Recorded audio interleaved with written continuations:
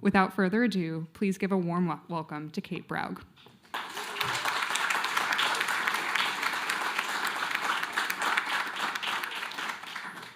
Thanks, Grace. And also, thank you, NGen organization, for organizing this event and for you all to come here. I know it's a very rainy Thursday. I want to start with a question. What if technology once built for national defense could now be used to protect our most vital ecosystems by the people who've been living in those ecosystems for generations? And that's precisely what I would like to talk about today. How advanced military drones can provide powerful new ways to indigenous communities in the Amazon basin to protect their lands. But before I start talking about drones and rainforests, I quickly want to tell you something about myself. As Grace mentioned, I'm a pilot, entrepreneur, and documentary filmmaker. And I suppose I've been telling stories my entire life in one form or another.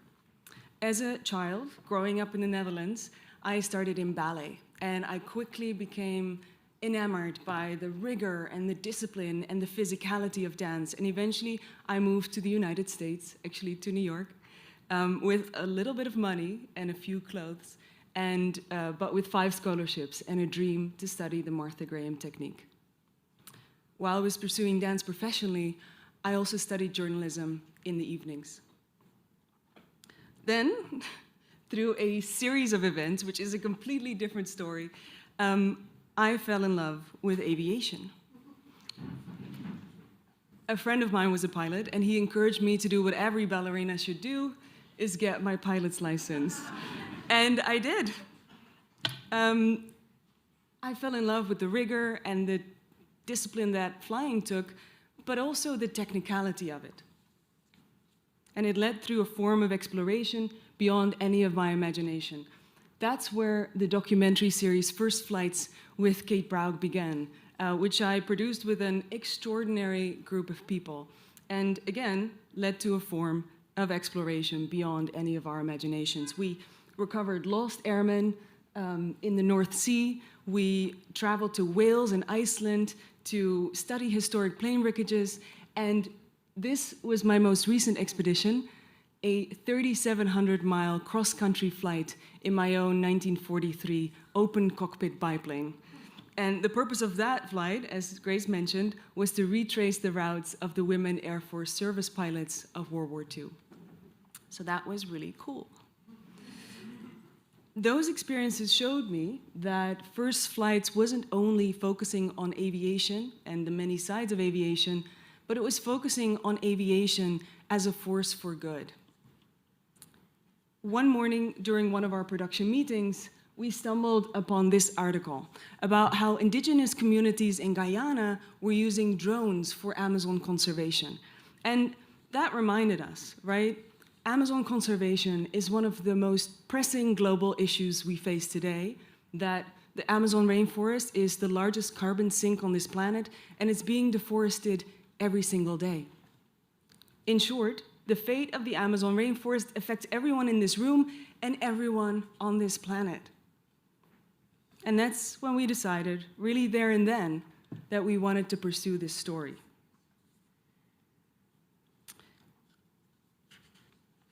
So I reached out to the CEO of Rainforest Foundation, Suzanne Pelletier, and that really began a 2-year dialogue with the Rainforest Foundation, but also with the South Rupunini District Council, which is an organization that represents the indigenous communities in Guyana's Deep South.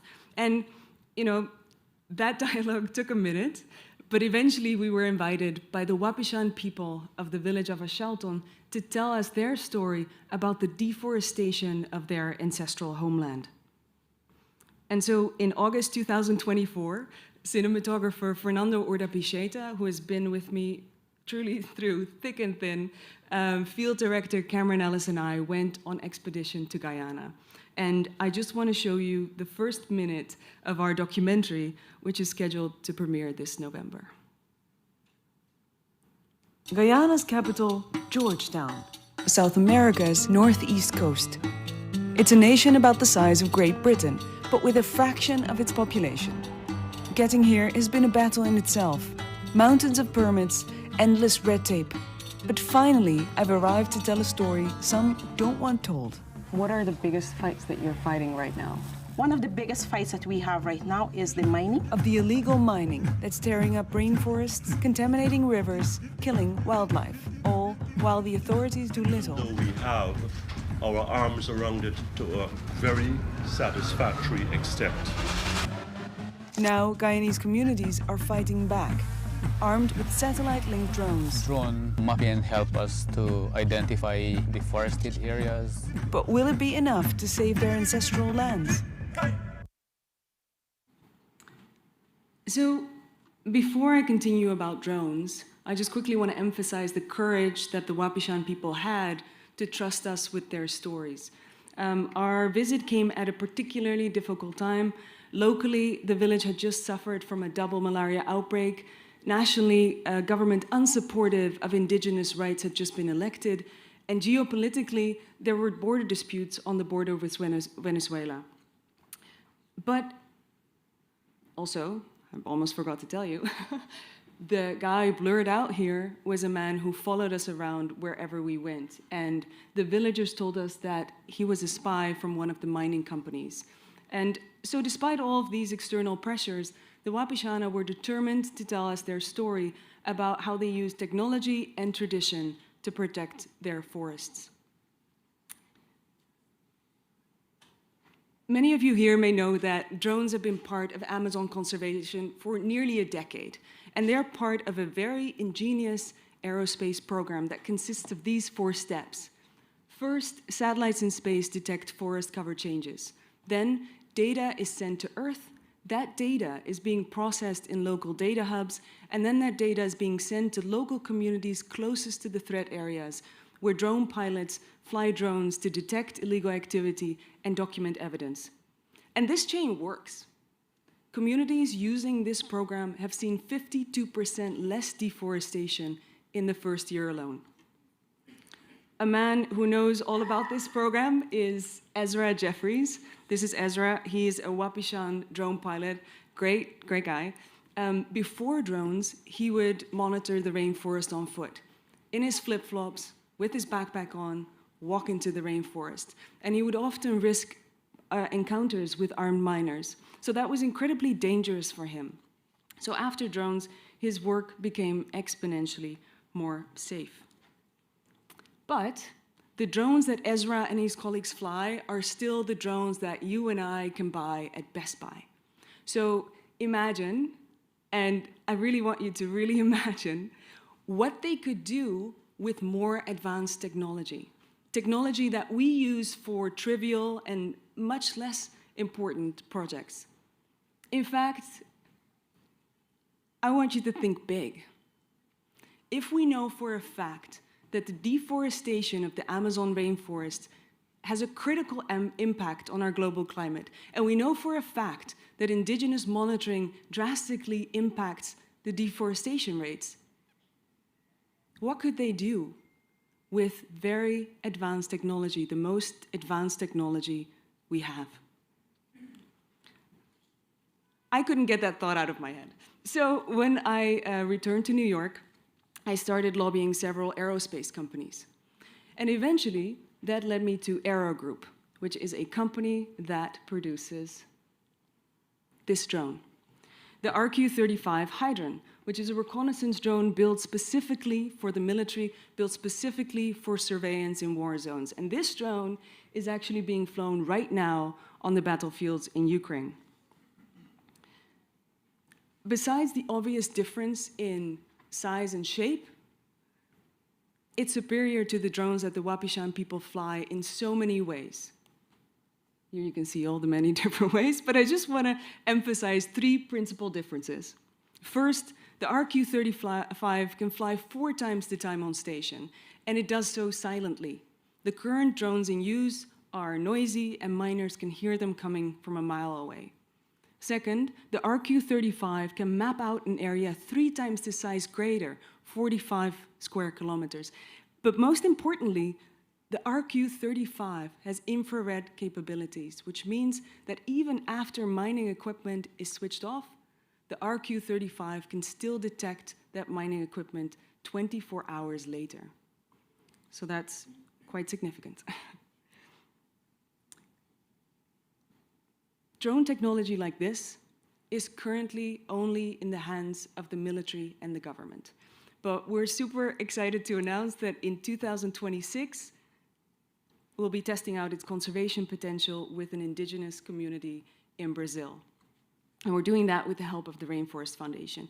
And you might think, putting advanced technology like this in the hands of indigenous communities, that's simple, but it's not.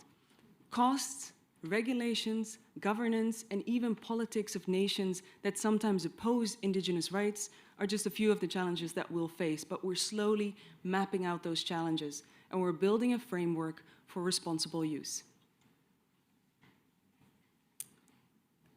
What all of this whole talk, comes down to is this idea. If drones can protect nations, they can also protect forests, and in the hands of the indigenous guardians, they can become instruments of preservation. Because nobody knows the forest better than the people who've been living in those forests for generations. And I think that the Chief of Chiefs, Tushao, Tony James, says it best. The Wapichan territory is made up of different types of forests, different sizes of creeks, different ecosystems. Our forest, our territory here is our everything. It is our school, it is our hospitals, it is our playground, it is where we carry our children. It is everything for us. It is a supermarket. You want anything and you know where to get it. Whatever you want, it is in there. And that is something which is important for us if we are to survive as a Wapichan nation. Beyond the survival of the Wapichan nation, if the Amazon rainforest is protected, our climate is stabilized. And by extension, if the forest survives, so do we. For my part, I'll be heading to the Amazon rainforest come spring, and I would welcome all of you to join me on that journey with me. And I don't mean jumping on a plane with me, although I'm sure as explorers you would all do that in a second. But your partnership, your expertise, and your willingness to carry this story forward would greatly impact this mission. So again, I'm Kate Broug, and you can contact me through this information on this slide. Thank you so much.